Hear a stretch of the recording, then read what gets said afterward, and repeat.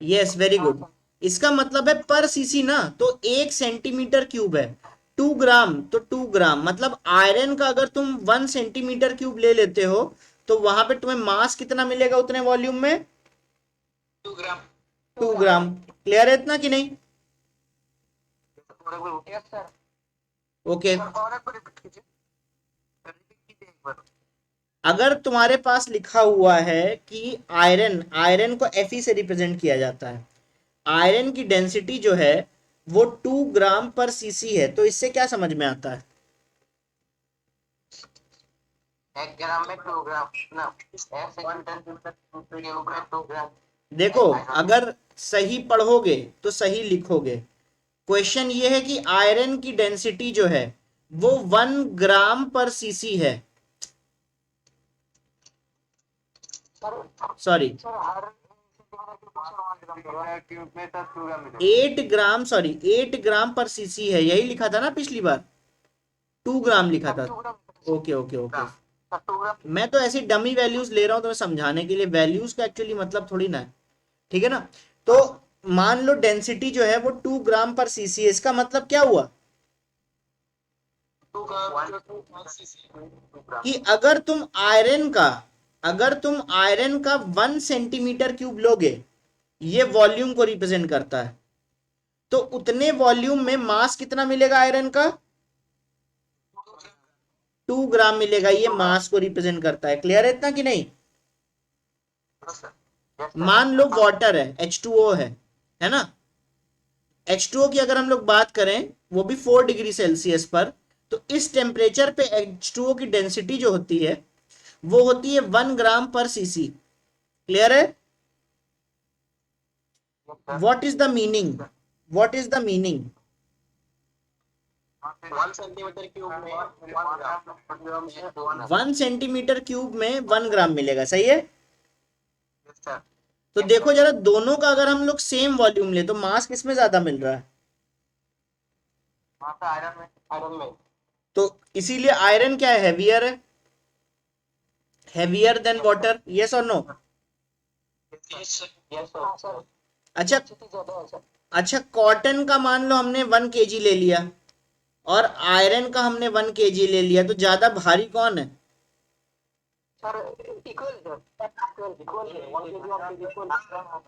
Equal है दोनों? Equal है कि नहीं है? अरे इसका 1 kg ले लिया ना, इसका भी 1 kg ले लिया, तो ये आयरन है कि कॉटन है फर्क ही नहीं पड़ता, दोनों का मास सेम है। लेकिन अगर वॉल्यूम की बात करें तो ये वॉल्यूम ऑफ कॉटन है, ये वॉल्यूम ऑफ आयरन है, किसका वॉल्यूम ज्यादा या कम होगा? आयरन का ज्यादा होगा। सोचो, सोचो, अगर तुम सेम वॉल्यूम, एक सेकेंड एक सेकेंड एक सेकेंड, चुप चुप चुप। अगर तुम सेम वॉल्यूम ले रहे थे तो हैवियर का मास ज्यादा मिल रहा था। तो अगर तुम सेम मास लोगे तो डेंसिटी ज्यादा किसकी है? इन दोनों में डेंसिटी ज्यादा किसकी है? आयरन का। तो आयरन की अगर डेंसिटी ज्यादा है तो इसका वॉल्यूम कम होगा ना, सेम मास पर। यहां से कंपेयर करो मास पर यूनिट वॉल्यूम, इन दोनों में तुमने मास सेम रख दिया, इसका और इसका मास सेम है। तुम कहते हो आयरन की डेंसिटी ज्यादा है, तो यहाँ पे आयरन की डेंसिटी ज्यादा करने के लिए वॉल्यूम को कम रखना पड़ेगा ना? बोलो, क्लियर है? तो यहाँ पर आयरन का वॉल्यूम कम है और कॉटन का वॉल्यूम ज्यादा है, कोई प्रॉब्लम? तो बस this was all about absolute terms. अब हम लोग सेकंड आते हैं रिलेटिव क्वांटिटी में। किसमें आएंगे? देखो, रिलेटिव का मतलब क्या होता है? रिलेटिव का मतलब होता है with respect to something. With respect to something, for example अगर मैंने बोला कि my mass is double with respect to Shakeel, बार बार बेचारा शकील ही फंस रहा है, क्या करे, है ना?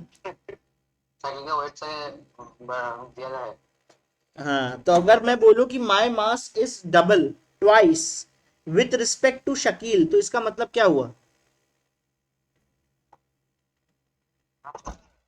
बोलो। आपका मास डबल है। यस, मैं चलो स्टेटमेंट लिख देता हूं। अगर मैंने ये बोला तुमसे कि माय मास, माय मतलब मेरा, ठीक है ना, इज डबल हाँ सर, बात थोड़ा सा बड़ा करके लिखना आपको। विथ रिस्पेक्ट टू, हाँ,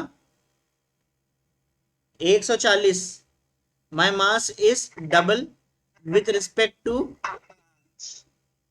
शकील, तो what do you mean by this statement? बोलो। सर आपका वजन शकील के मास से डबल है।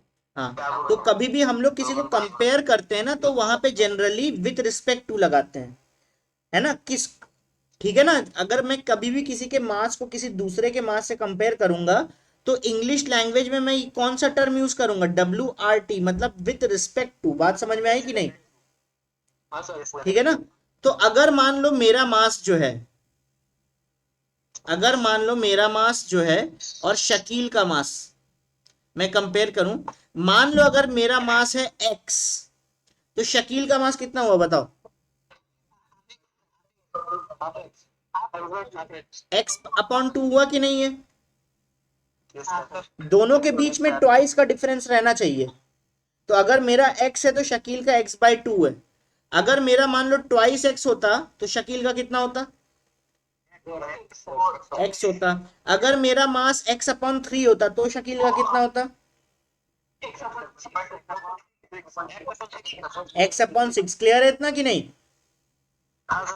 चलो, अब इसी आइडिया को हम लोग लेकर आते हैं रिलेटिव डेंसिटी पे।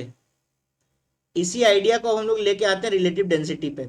तो हम लोग अब क्या कंपेयर करेंगे? नाम देख के तुम्हें क्या लगता है कि what are we going to compare? ये तो मास की बात हो गई। अगर मान लो ये तो रिलेटिव मास की बात हो गई, अगर टर्म ही है तुम्हारा relative density, then what do you think we are going to compare? Density. Yes, जैसा नाम वैसा ही काम। तो we are going to compare densities. So ध्यान रखना, अगर हम रिलेटिव डेंसिटी निकाल रहे हैं तो वो हमेशा दो जनों के बीच में होगा, कंपैरिजन अकेला मेरे से नहीं हो सकता। यस, तो हमारे पास एक रहेगा डेंसिटी 1 और एक रहेगा density 2।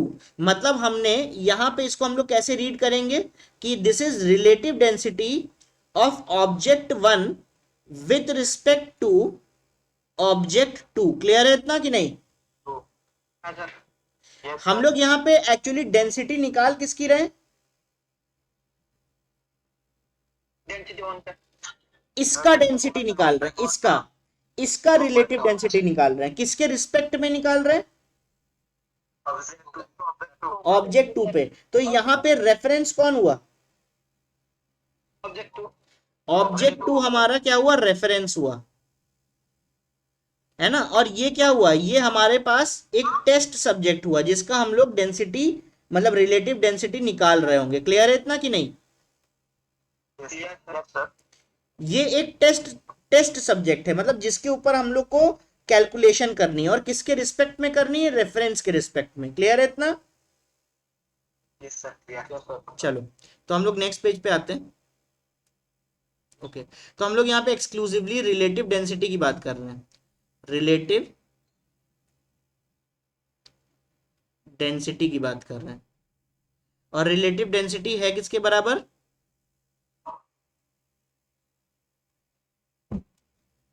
Relative density is equal to then absolute density of object 1 divided by absolute density of object 2। सही लिखा है मैंने? ये absolute density है, absolute density of object 1 divided by absolute density of object 2। Clear है कि नहीं? तो देखो, हम लोग रिलेटिव डेंसिटी को दो तरीके से देखेंगे। एक में हम लोग रिलेटिव डेंसिटी देखेंगे सॉलिड्स की और लिक्विड्स की, और दूसरे में हम लोग रिलेटिव डेंसिटी देखेंगे गैसेस की। सही है? पैटर्न समझ में आया सबको?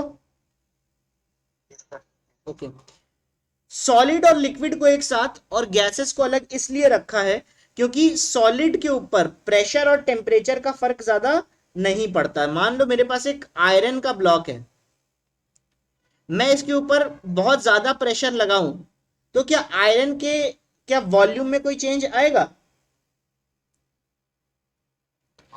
मान लो मैं यहाँ पे मान लो मैं यहाँ पे एक, नहीं बहुत ज्यादा लगाएंगे तो जरूर आएगा, लेकिन अगर मान लो मैंने प्रेशर यहाँ पे 2 एटीएम कर दिया, वैसे नॉर्मली 1 एटीएम होता है, मैंने यहाँ पे प्रेशर बढ़ा के 2 एटीएम कर दिया, क्या इसके शेप वेप में कोई फर्क आएगा? शेप में शायद फर्क आ सकता है लेकिन वॉल्यूम में बहुत ज्यादा फर्क नहीं आएगा, हाँ कि ना? है ना, वॉल्यूम में फर्क नहीं आएगा। लेकिन अगर मान लो मेरे पास गैस है, अगर मैंने यहाँ पे प्रेशर 1 एटमॉस्फेयर से 2 एटमॉस्फेयर कर दिया, मतलब इसको मैंने दबा दिया, जितना पहले दब रहा था उससे डबल प्रेशर से दबा दिया, तो क्या यहाँ पे गैसेस जो हैं उनका वॉल्यूम कम हो जाएगा कि नहीं हो जाएगा, बताओ?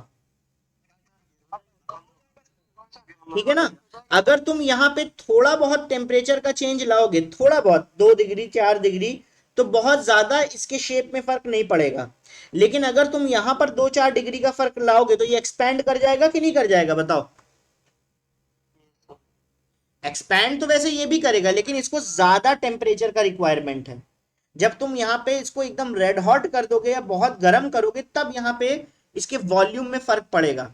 लेकिन स्लाइड टेम्परेचर के चेंज से या स्लाइड प्रेशर के चेंज से इसमें कोई फर्क चेंज, मतलब इसमें कोई ऑब्जर्वेबल चेंज नहीं आएगा, लेकिन यहाँ पे ऑब्जर्वेबल चेंज आ जाएगा। यस और नो?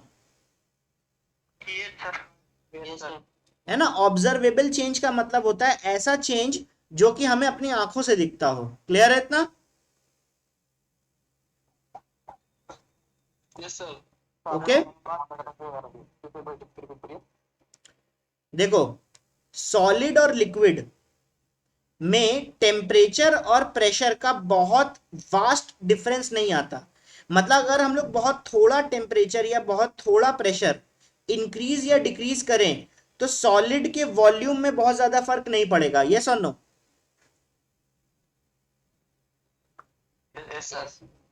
लेकिन गैसेस जो हैं, गैसेस के पार्टिकल्स तो बहुत दूर दूर है ना, तो थोड़ा सा भी अगर इसको कंप्रेस करोगे तो पार्टिकल पास पास आ जाएंगे। तो इस वजह से अगर तुम मान लो गैसेस में प्रेशर और टेम्परेचर थोड़ा सा भी ऊंच नीच करते हो तो यहां पे वॉल्यूम में बहुत फर्क आएगा कि नहीं आएगा? आ जाएगा। तो इसीलिए हमने सॉलिड और लिक्विड को अलग रखा है और गैसेस को अलग रखा है। बात समझ में आई कि नहीं? ठीक है ना? ओके, तो मान लो अगर हमने रेफरेंस जो है, मान लो हमने रेफरेंस जो है वो वाटर को ले लिया, H2O को ले लिया 4 डिग्री सेंटीग्रेड में, तो वाटर ऑब्जेक्ट 2 हो गया कि नहीं हो गया? यस सर, ऑब्जेक्ट है ना? तो अगर हम लोग को मान लो तब रिलेटिव डेंसिटी निकालना है, मैंने एक फिक्स कर दिया, तो तब मुझे रिलेटिव डेंसिटी निकालना है तो मुझे क्या करना पड़ेगा? डेंसिटी ऑफ वाटर रखना पड़ेगा और यहाँ पे डेंसिटी ऑफ कोई भी ऑब्जेक्ट रखना पड़ेगा जिसका भी हम लोग रिलेटिव डेंसिटी निकालना चाहते हैं। क्लियर है इतना? कभी भी अगर तुम रेफरेंस में वाटर लोगे, ध्यान रखना ये याद करने वाली चीज है, कभी भी अगर तुम रेफरेंस में वाटर लोगे तो तुम्हारा जो रिलेटिव डेंसिटी ऑफ ऑब्जेक्ट होगा उसी को हम लोग कहेंगे स्पेसिफिक ग्रेविटी। क्या बोलेंगे? Specific gravity. कभी नाम सुना है किसी ने स्पेसिफिक ग्रेविटी का? No sir, no sir. Okay चलो कोई बात नहीं। फॉर एग्जाम्पल जो स्पेसिफिक ग्रेविटी है मरकरी की, Hg की, वो है 13.6। इससे तुम क्या समझते हो? वाटर के रेस्पेक्ट में इसका डेंसिटी इतना होगा। थर्ड, देखो पहली बात तो स्पेसिफिक ग्रेविटी का मतलब होता है रिलेटिव डेंसिटी। ये बात सबको समझ में आ गई कि नहीं? लेकिन कब? लेकिन कब? जब हमारे पास रेफरेंस में वाटर हो। बात समझ में आई? हमेशा नहीं। अगर रेफरेंस में मेरे पास मान लो कुछ और है, तो क्या उसको हम लोग स्पेसिफिक ग्रेविटी बोलेंगे? नहीं, रेफरेंस में वाटर ही होना चाहिए, रेफरेंस में वाटर ही होना चाहिए, तब हम लोग रिलेटिव डेंसिटी को स्पेसिफिक ग्रेविटी बोलते हैं। तो मैंने तुमको बताया कि जो स्पेसिफिक ग्रेविटी ऑफ एच जी है वो 13.6 है। इससे क्या समझ में आता है? वाटर रेस्पेक्ट में मरकरी का ग्रेविटी इतना होगा। Yes, very good. तो ये तो एक रिलेटिव डेंसिटी है ना, तो इसको हम लोग ऐसे इस फॉर्म में पुट कर देते हैं कि density of H G divided by density of H2O is equal to 13.6। यही तो हुआ कि नहीं हुआ? मतलब इसका मतलब ये हुआ कि अगर वाटर की डेंसिटी 1 है तो एच जी की डेंसिटी 13.6 है। मतलब ये हुआ कि the density of H G is 13.6 times higher than density of water. Clear है? ठीक है ना? ओके। अगर हम देखो, ये रिपीट करने की यार कोई बात नहीं है तुम्हारे सामने, अगर तुम इसको नहीं पढ़ पा रहे हो तो ये बहुत मतलब बहुत ज्यादा मतलब मेरे लिए अचंभे वाली बात है। ये दो चीजों को मैंने डिवाइड किया है और वो 13.6 आया है। तो इसको तुम कैसे रीड करोगे? इसको ऐसे ही तो रीड करोगे कि भाई ये 13.6 टाइम ज्यादा है। बोलो। हाँ, इसको और कैसे रीड करोगे? अगर मान लो ऑब्जेक्ट 1 का मास डिवाइडेड बाय ऑब्जेक्ट 2 का मास, 2/1 आ गया, इसका मतलब क्या है? कौन का मास 2 है? कि ऑब्जेक्ट 1 का मास जो है वो डबल है ऑब्जेक्ट 2 के मास के रिस्पेक्ट में। यही तो मतलब है इसका। तो यहाँ पे अगर density of H ji upon density of water लिखा हुआ है, तो अगर वो 13.6 के बराबर आए तो इसका मतलब क्या है कि डेंसिटी ऑफ एच जी जो है वो 13.6 टाइम्स हाइयर है। ठीक है?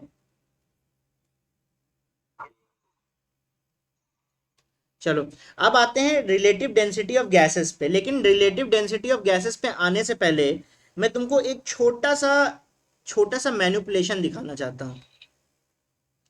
एक अलग से एक टॉपिक पढ़ते हैं। तुमने PV is equal to NRT पढ़ा है? पढ़ा? नहीं पढ़ा तो फिर तुम्हें क्लास अटेंड करना चाहिए था। पढ़ तो बार बार तो हम नहीं रिपीट कर सकते। तो हम ये पढ़ चुके हैं वैसे। बोलो। ये PV is equal to N क्या? Pressure into volume is equal to number of moles into 1/12 into temperature. Yes, very good. है ना? पी का मतलब प्रेशर, वी का मतलब वॉल्यूम, एन का मतलब मोल्स, आर का मतलब आर का मतलब 1/12 हाँ, और टी का मतलब ओके। तो ये क्या है? इसको क्या बोलते हैं? इस इक्वेशन को एक नाम दिया था मैंने। क्या क्या नाम दिया था बताओ? आइडियल गैस लॉ, है ना? या इक्वेशन, कुछ भी बोल सकते हो। आइडियल गैस लॉ या इक्वेशन, है ना? तो अब देखो जरा, इसको थोड़ा तोड़ते हैं। एन का मतलब क्या है? Number of moles. तो नंबर ऑफ मोल्स को हम लोग mass upon molar mass of gas ये लिख सकते हैं कि नहीं? ये केवल गैसेस के ऊपर अप्लाइड होगी कि नहीं होगी? ये equation only applied on gases. Yes. और नंबर ऑफ मोल्स को हम लोग क्या लिख सकते हैं? W upon molar mass of gas. Yes. तो यहां पुट करो जरा, P into V, W upon molar mass of gas into RT। कोई प्रॉब्लम है ना? अब W अपॉन V को हम एक तरफ ले आए और यहां पे P इंटू एम जी को एक तरफ ले आए इंटू RT। कोई problem?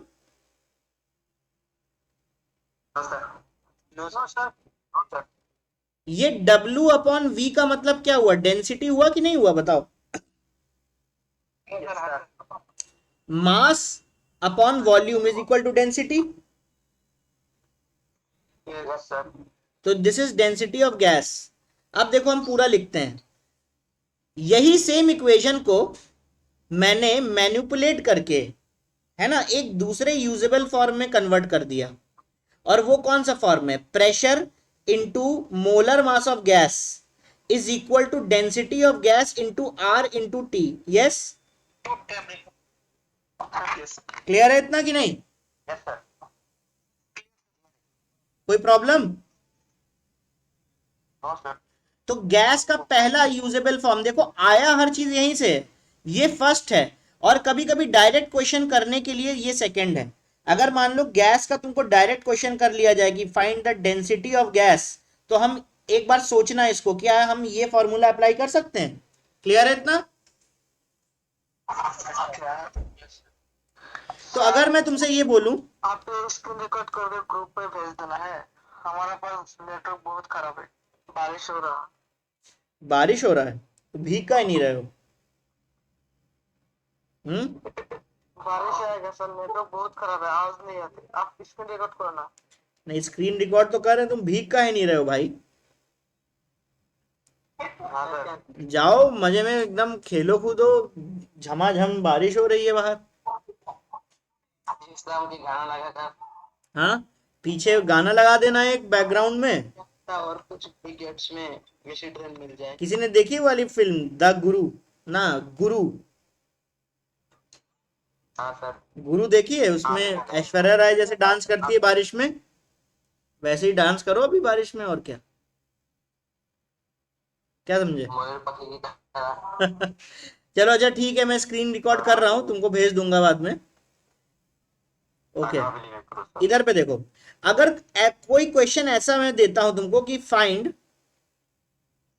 Density of a gas, find density of a gas नहीं, find density of SO2 gas at 1 atm and 298 kelvin, निकाल सकते हो? बताओ। Yes sir. बताओ क्या हम देखो कितनी क्लेवरली हम ये वाला फॉर्मूला यूज कर सकते हैं कि नहीं कर सकते हैं, बताओ। Yes sir. यहां से हमें, अगर हम इसको यूज करें, तो क्या गैस का प्रेशर हमको पता है? Yes sir. कितना है? Yes sir. 180। 1 atm। क्या हमको गैस का मोलर मास पता है? 48। सही से गिनो, सही से गिनो, नहीं तो सबको मार पड़ेगी। सही से गिनो। 64। कितना आया? 64 आया। सही है। डेंसिटी, डेंसिटी बताओ। डेंसिटी ही तो निकालनी है, सही है। सर निकाल ली। आर की वैल्यू कितनी लें? सर 1/12। 1/12 अगर लेंगे तो डेंसिटी की यूनिट क्या आएगी बताओ? सर लीटर में। लीटर में, ग्राम पर लीटर में आएगी। बात समझ में आई कि नहीं? Yes sir. Okay. Into R into T, temperature कितना है? तो देखो, ये एक स्टेटमेंट था, इसकी इसमें डेंसिटी निकालनी थी गैस की। ये स्टेटमेंट था, इसमें डेंसिटी निकालनी थी गैस की। तो अगर ये इसमें डेंसिटी हम अगर गैस की निकालते हैं तो इससे काम बन जाता कि नहीं बन जाता, बोलो? हाँ सर। इस फॉर्मूले से डायरेक्ट काम बन जाता, नहीं तो हम बहुत कुछ करते, बहुत सारे हम लोग एग्जाम्पल लेते हैं, है ना। केवल इसी से काम बन गया कि नहीं बन गया, बोलो? क्लियर है इतना? बन गया सर। यस। ओके, तो यहां से हम लोग डेंसिटी निकाल सकते हैं। तो ये ध्यान रखना, दो फॉर्मूले तुमने गैस के लिए सीख लिए। एक है जो यूनिवर्सल है, PV is equal to NRT, NRT. बाकी जितने भी होंगे वो यहीं से निकले होंगे। तो सेकेंड फॉर्मूला जो है वो है P M is equal to rho R T. सही है। P M is equal to rho R T, ठीक है कि नहीं? नहीं रो। यस सर रो है। हाँ हाँ, रो रो रो, रो, ठीक है ना।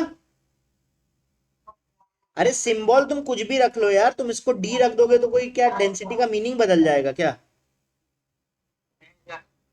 ठीक है कि नहीं? चलो अब हम वापस आते हैं यहाँ पे। अब हम वापस आते हैं रिलेटिव डेंसिटी। रिलेटिव डेंसिटी हमने देखा दो तरीके से। एक तरीका था तुम्हारा जब हम लोग जब हम लोग सॉलिड और लिक्विड के बारे में पढ़ेंगे, और दूसरा था जब हम लोग गैसेस के बारे में पढ़ेंगे। ठीक है ना? सॉलिड और लिक्विड वाला फिल कर लेते हैं। यहाँ पे रिलेटिव डेंसिटी जो है वो आती है तुम्हारी, जो पहले थी वही, relative density of one, relative density of two. लेकिन अगर तुम्हारी जो रिलेटिव डेंसिटी ऑफ टू है वो वाटर की ले लें, तो इसी रिलेटिव डेंसिटी को हम लोग स्पेसिफिक ग्रेविटी बोलते हैं। सही है कि नहीं?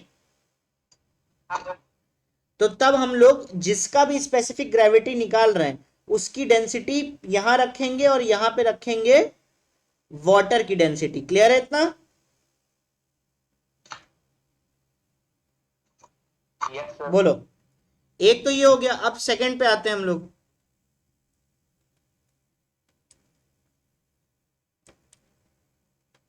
ठीक है, अब सेकंड पे आते हैं, मुझे एक पेज लेके और करना पड़ेगा। अब गैसेस के बारे में बात करें, गैसेस की डेंसिटी। तो गैसेस की डेंसिटी निकालने के लिए हमारे पास फॉर्मूला है P M is equal to rho into R into T. सही है कि नहीं? Yes sir. है ना? तो ये रो जो है ये कैसी रिलेटिव क्वांटिटी है कि एब्सोल्यूट क्वांटिटी है? रिलेटिव कहाँ है भाई, ये एब्सोल्यूट है। Absolute sir. एब्सोल्यूट है। यहाँ पे हम किससे किसको कंपेयर कर रहे हैं? है ना? अब देखो जरा, अगर हम गैस का रिलेटिव डेंसिटी निकाल ले, तो गैस क्योंकि प्रेशर और टेम्परेचर के ऊपर उसका वॉल्यूम डिपेंड करता है, तो ध्यान रखना हमारा जो कंपैरिजन है वो भी सेम प्रेशर और टेम्परेचर पे होना चाहिए। क्लियर है इतना कि नहीं? Yes sir.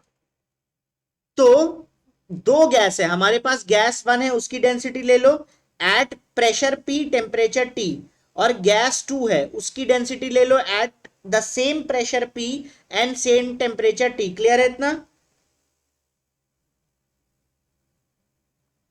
कोई प्रॉब्लम? मतलब यार दो गैसेस हैं, गैस वन और गैस टू, इन दोनों को कंपेयर करना है। तो हमारी कंडीशन क्या होनी चाहिए कि दोनों का प्रेशर और टेम्परेचर सेम होना चाहिए, तभी हम कंपेयर कर पाएंगे। क्लियर है इतना? ठीक है ना? बाकी इनमें ये ऑप्शंस नहीं है। मतलब अगर हम सॉलिड लिक्विड की बात करें तो सेम प्रेशर सेम टेम्परेचर होने का कोई जरूरत नहीं है, लेकिन ये मैंडेटरी जरूरत है, मैंडेटरी कंडीशन है फॉर गैसेस। अगर इतना समझ में आ गया हो तो बताओ हम आगे बढ़े। जी सर, समझ में आ गया सर। ओके, तो अगर हम एब्सोल्यूट डेंसिटी की बात करें तो यहां से बनाओ एब्सोल्यूट डेंसिटी। भाई प्रेशर तो P है, अगर ऑब्जेक्ट वन है तो उसका मोलर मास हम m1 ले लेते हैं, R तो सबके लिए सेम है, टेम्परेचर T है।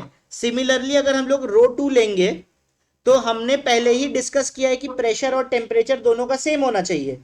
तो यहां पे pressure P, molar mass 2, R कितना R, और टेम्परेचर कितना T। सही है कि नहीं? तो देखो इन दोनों को डिवाइड करो, रिलेटिव डेंसिटी निकालने के लिए अगर तुम रो वन अपॉन रो टू करोगे तो देखो m1 अपॉन m2 बचा रह जाएगा कि नहीं बचा रह जाएगा? ठीक है? तो गैसेस के लिए ध्यान रखना बहुत सिंपल है, अभी मैं एकदम सिंप्लीफाई कर देता हूं इसको।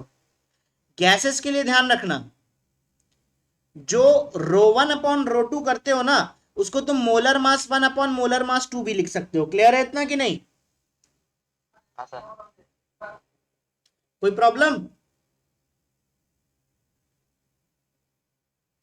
No sir. प्रेशर और टेम्परेचर से नहीं, मैं रिपीट नहीं करूंगा इस बार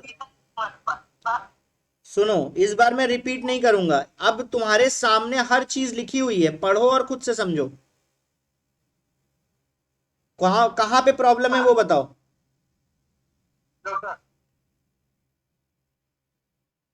कहाँ पे प्रॉब्लम है ये बताओ। मैंने पहले ही बता दिया कि रिलेटिव डेंसिटी ρ1/ρ2 होता है और ρ1 इसके बराबर है। अगर इस फॉर्मूले को हम लोग ऑब्जेक्ट, रो को आप ये भी लिख सकते हैं ना सर। अरे कुछ भी लिख सकते हो यार, तुम आर लिख दो यार उसको। आर नहीं, आर तो हमने यूज कर लिया, तुम के लिख दो, क्या दिक्कत है। सिंबल में कोई रेस्ट्रिक्शन थोड़ी ना होता है। बोलो, इस फॉर्मूले में कोई प्रॉब्लम? सर अगर ऑब्जेक्ट वन के लिए हम लोग ये फॉर्मूला लिखेंगे तो कैसे लिखेंगे? ऑब्जेक्ट वन का प्रेशर P, ऑब्जेक्ट वन का मोलर मास M1, आर की वैल्यू सबके लिए सेम है, ऑब्जेक्ट वन का टेम्परेचर T, तो ऑब्जेक्ट वन का ही डेंसिटी निकलेगा ना। Yes sir. वैसे ही ऑब्जेक्ट टू का डेंसिटी, और हमसे बोला है कि इन दोनों का रेशियो ले लो, तो मैंने इस पूरे टर्म को इस पूरे टर्म से डिवाइड कर दिया, तो M1/M2 बचा कि नहीं बचा? सर ठीक है, तो मैं चला जाता हूं प्रीवियस पे। तो देखो, ले दे के बात कितनी सिंपल हो गई कि रिलेटिव डेंसिटी अगर मुझे निकालनी है तो वो एक्चुअली ρ1/ρ2 होना चाहिए, जो कि M1/M2 के बराबर है। क्लियर है? क्लियर है कि नहीं? और अगर, अच्छा, रिलेटिव डेंसिटी को वेपर डेंसिटी भी कहा जाता है। क्लियर है कि नहीं? अच्छा, वेपर डेंसिटी भी कहा जाता है। रिलेटिव डेंसिटी को वेपर डेंसिटी भी कहा जाता है, लेकिन गैसेस के केस में केवल, ये ध्यान रखना, क्योंकि गैसेस को वेपर कहा जाता है ना, वैसे ही यहां पे रिलेटिव डेंसिटी को वेपर डेंसिटी भी कहा जाता है। क्लियर है इतना? गैसेस क्या है, क्या है वो? हाँ, अगर मान लो हमें रेफरेंस नहीं दिया गया है तो हमेशा ध्यान रखना, by default if reference is not given,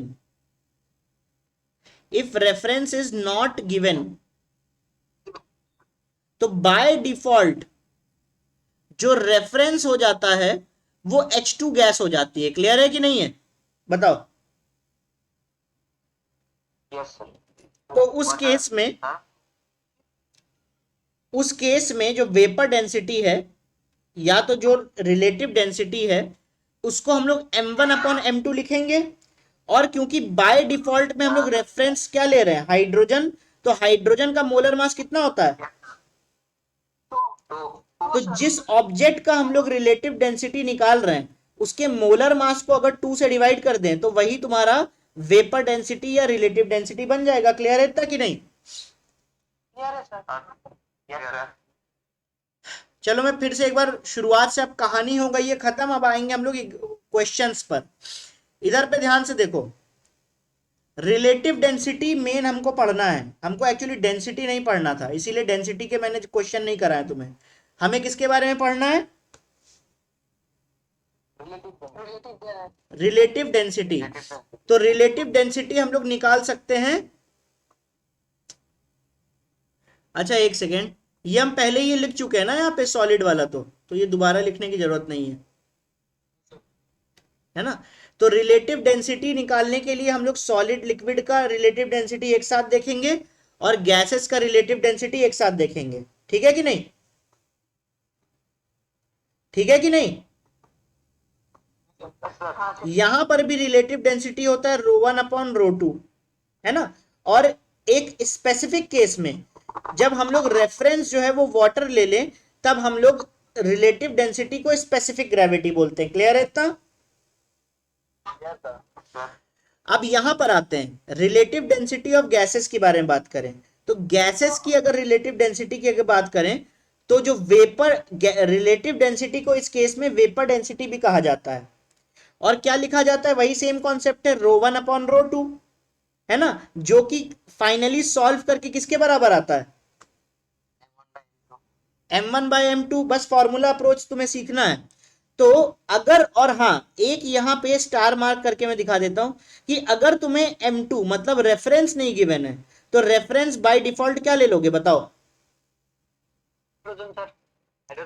और हाइड्रोजन। तब ये फॉर्मूला किस, यस, तब यही सेम फॉर्मूला जो है, तब यही सेम फॉर्मूला जो है वो इसमें कन्वर्ट हो जाएगा कि नहीं हो जाएगा? ठीक है ना। जिसका भी तुम रिलेटिव डेंसिटी निकाल रहे हो, उसका molar mass divided by molar mass of hydrogen जो कि 2 होता है। क्लियर है इतना? चलो अब मैं क्या करता हूं, क्वेश्चंस पे आता हूं रिलेटिव डेंसिटी के। पहला क्वेश्चन बहुत इजी है, तुम लोग खुद सॉल्व करोगे, मैं कोई आंसर नहीं बताने वाला। बात समझ में आई कि नहीं सबको? अपने आप से ट्राई करो, अपने दिमाग पे जोर डालो। जब तक कि तुम खुद से क्वेश्चन बनाना नहीं सीखते या तुम्हें आदत नहीं लगती, तब तक कि तुम क्वेश्चन बनाओगे ही नहीं, ये मुझे पता है after so many years of experience. तो try to do it yourself in the first go, है ना? So hello, okay. तो क्वेश्चन ये है कि calculate vapour density of SO2 with respect to CH4 at STP। बताओ कैसे करेंगे?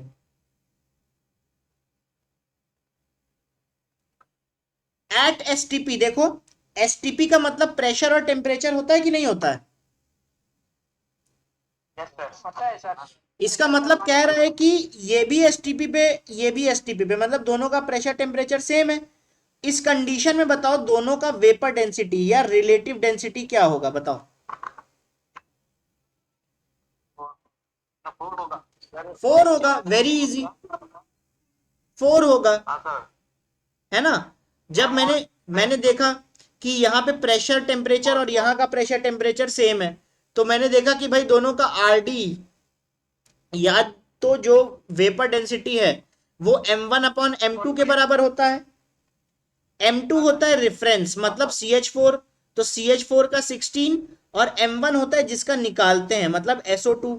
तो यहाँ पे कितना 64, तो आंसर कितना आ गया? क्लियर है इतना? कोई प्रॉब्लम? क्या होगा सर? क्या F4 यूनिट के लिखेंगे, क्या लिखेंगे सर? यूनिट? अच्छा यूनिट तुम पूछ रहे हो, चलो अच्छा है, चलो तुमने अच्छा किया पूछ लिया। तुम रिलेटिव डेंसिटी की यूनिट पूछ रहे हो ना? जी सर। ये क्या है बताओ? Relative density is equal to ρ1/ρ2, यही बोला ना? हाँ सर। जब ऊपर और नीचे सेम क्वांटिटी हो तो यूनिट लेस नहीं हो जाएगी? हाँ बोलो। हाँ सर। ऊपर भी ग्राम पर ml है मान लो, और नीचे भी ग्राम पर ml है, तो ये कैंसिल नहीं हो जाएगा, बताओ? तो रिलेटिव, कभी भी मैंने तुमसे बोला एब्सोल्यूट क्वांटिटीज की हमेशा यूनिट होती है, रिलेटिव क्वांटिटीज जस्ट एक कंपैरिजन है, कौन कितने टाइम्स ज्यादा या कौन कितने टाइम्स कम।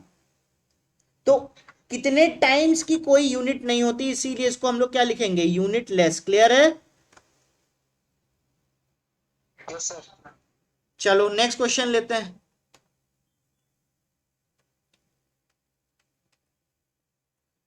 ध्यान से करना इस चीज को, calculate vapour density of 5 mole of O2 and 5 mole of N2 with respect to H2 at STP। इसको कर पाओगे?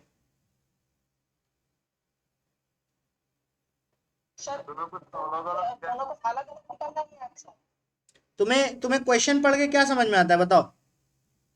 एक साथ लगता है सर। एक साथ लगता है, मतलब ये एक मिक्सचर है, ये एक मिक्सचर है, सही है कि नहीं? और किसके रिस्पेक्ट में निकालना है? इसके लिए रिस्पेक्ट में सोचो जरा कैसे करेंगे इसको, या कैसे कर सकते हैं। नहीं m/2 तो होगा, लेकिन यहाँ पे m की वैल्यू क्या होगी?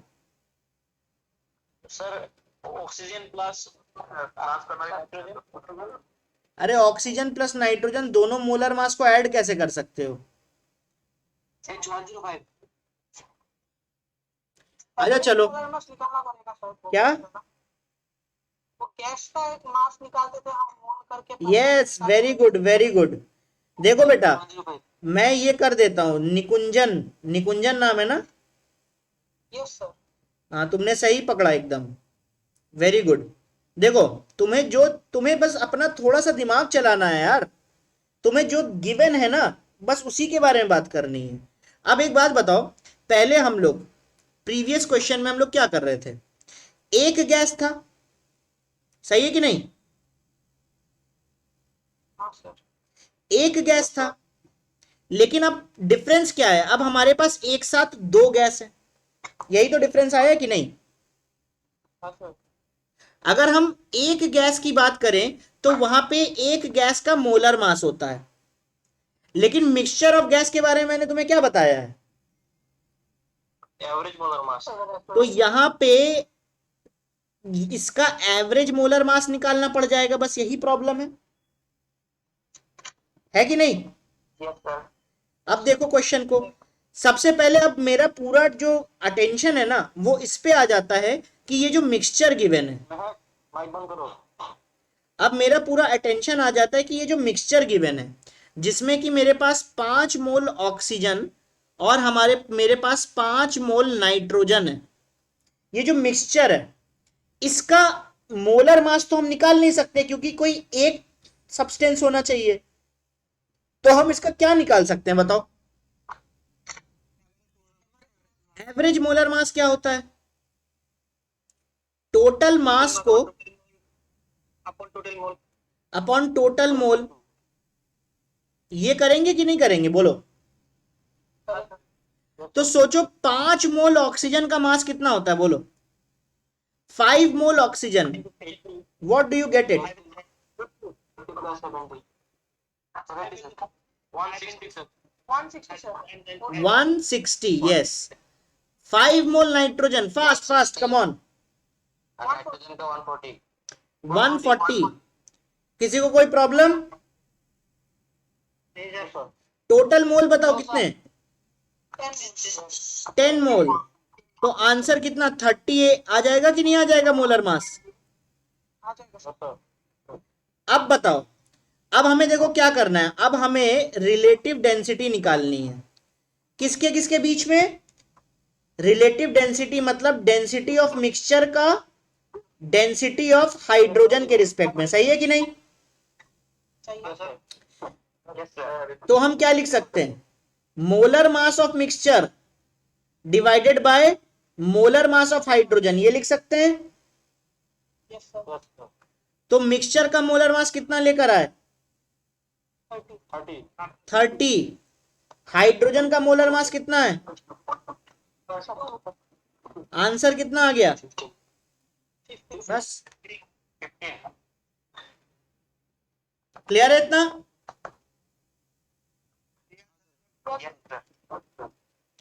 कोई प्रॉब्लम?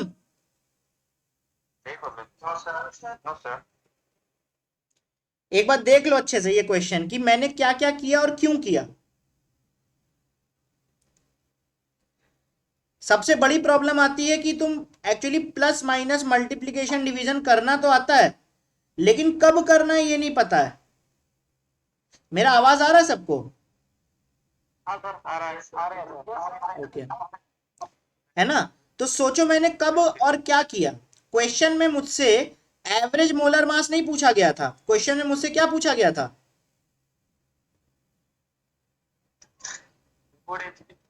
Vapour density. लेकिन मैंने ठीक नेक्स्ट स्टेटमेंट में क्या पढ़ा कि मेरे पास एक्चुअली गैस एक सिंगल नहीं है, मेरे पास क्या है? मिक्सचर ऑफ गैस है, सही है कि नहीं? और रिलेटिव डेंसिटी निकालने के लिए मुझे ऑब्जेक्ट वन का मोलर मास चाहिए, और ऑब्जेक्ट वन खुद एक सिंगल ऑब्जेक्ट है ही नहीं, तो मैं मिक्सचर का एवरेज मोलर मास निकाल लूंगा। बात समझ में आई कि नहीं? क्लियर है इतना? ठीक है, तो मेरे पास आंसर फाइनली क्या आ गया बताओ? 15। चलो मैं नेक्स्ट पे आता हूं। Next question,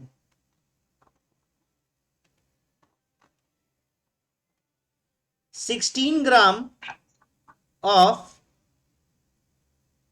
unknown gas has 5.6 liters at STP. Calculate vapor density of gas. ठीक है ना? अब देखो क्वेश्चन पढ़ो जरा। तुम्हें अगर कभी भी वेपर डेंसिटी पूछी जाए तो तुम्हारे पास दो ऑब्जेक्ट होने चाहिए। एक है जिसका तुम एक्चुअली वेपर डेंसिटी निकाल रहे हो और दूसरा रेफरेंस। क्या यहां पर तुम्हें ऑब्जेक्ट 1 गिवन है? अननोन है, लेकिन उसके बारे में वैल्यूज तो दी हुई है ना। तो मतलब जो ऑब्जेक्ट 1 है वो अननोन गैस है, सही है? जो ऑब्जेक्ट 1 है वो क्या है और ऑब्जेक्ट 2 क्या है? हाइड्रोजन।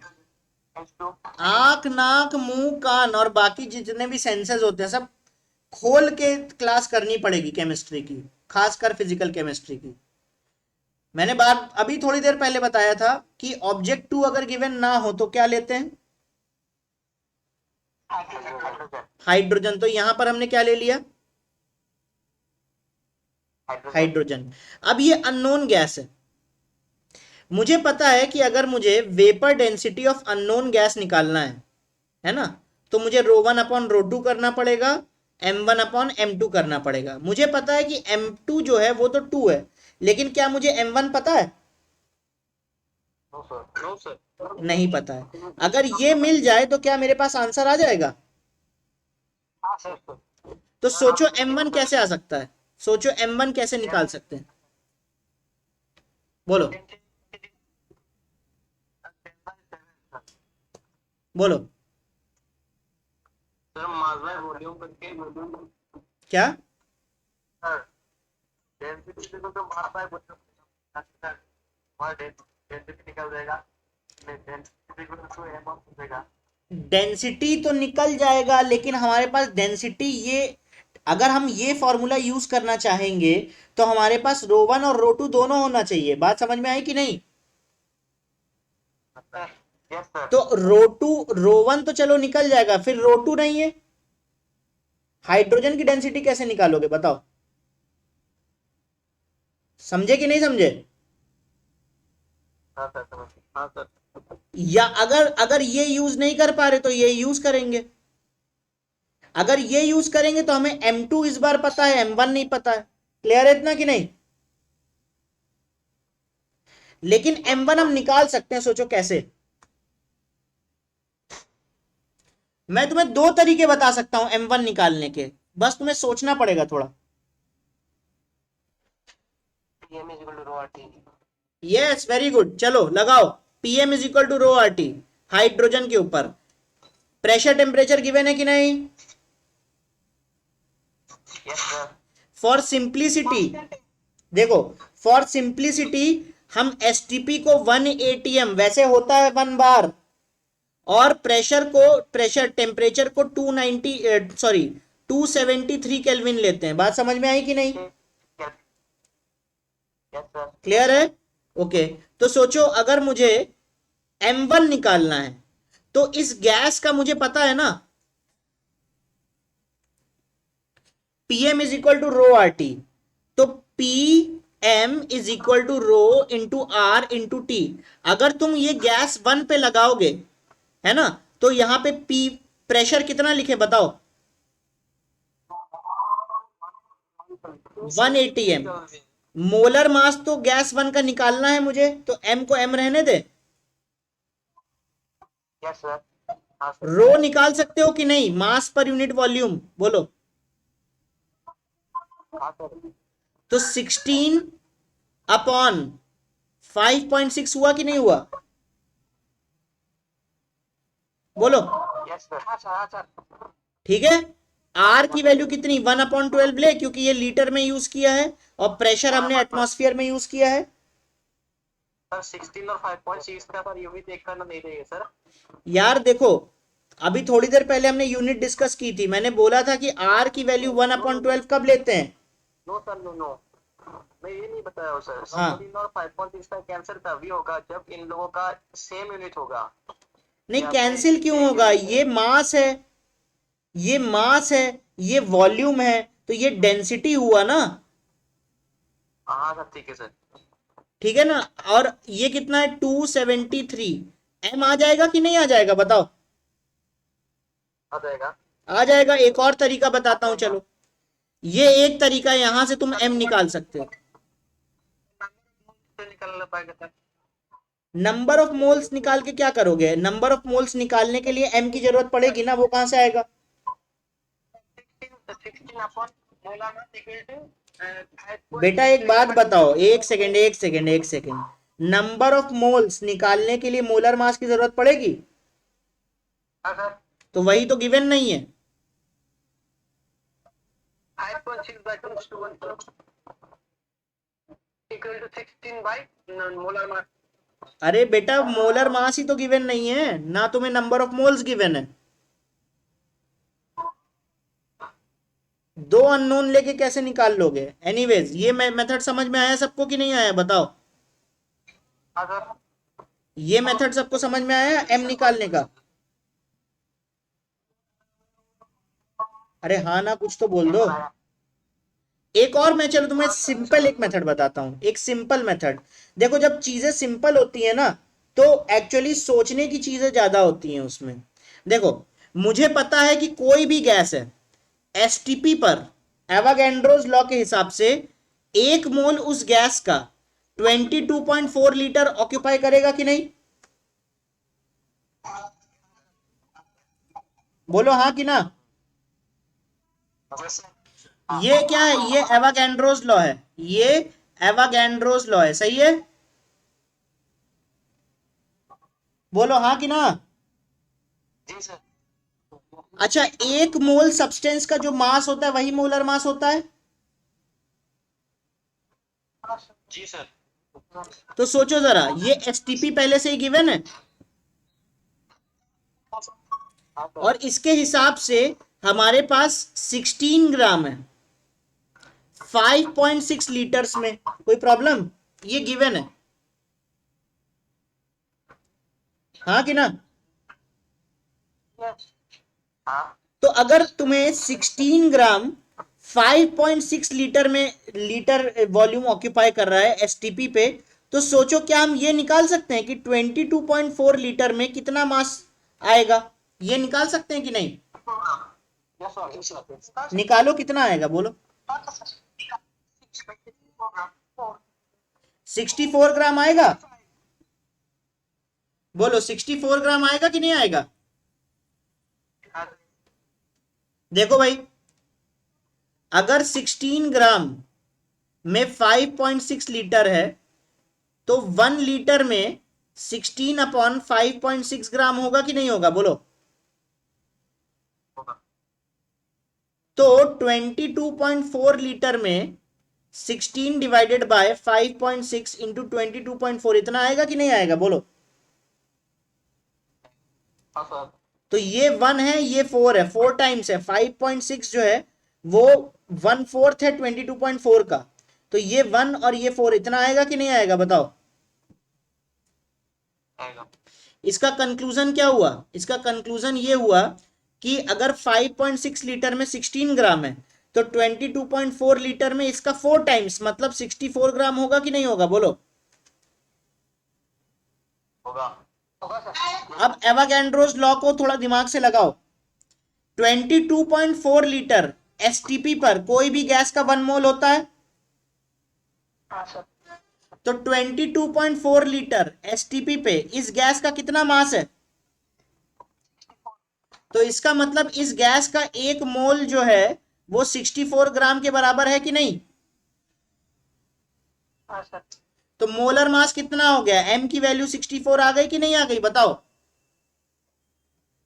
यस।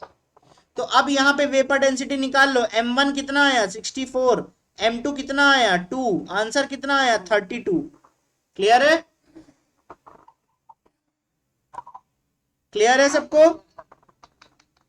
तो देखो, m निकालने के लिए केवल तुमको प्रेशर और टेम्परेचर की जरूरत है, तो एसटीपी में प्रेशर और टेम्परेचर गिवन होता है ना, उससे तुमने रो निकाल लिया, सॉरी, प्रेशर टेम्परेचर और रो गिवन है तो एम निकाल लोगे। हमेशा इस फॉर्मूले को ध्यान में रखना, ठीक है। कोई दिक्कत हो तो पूछ लो,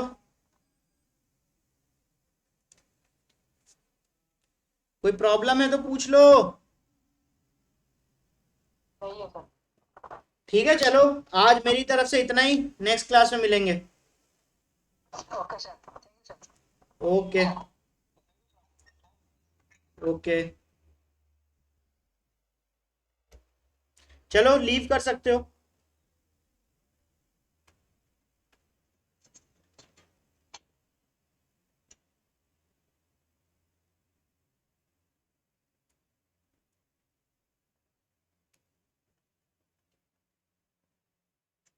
गुड नाइट। तो सर बोलो।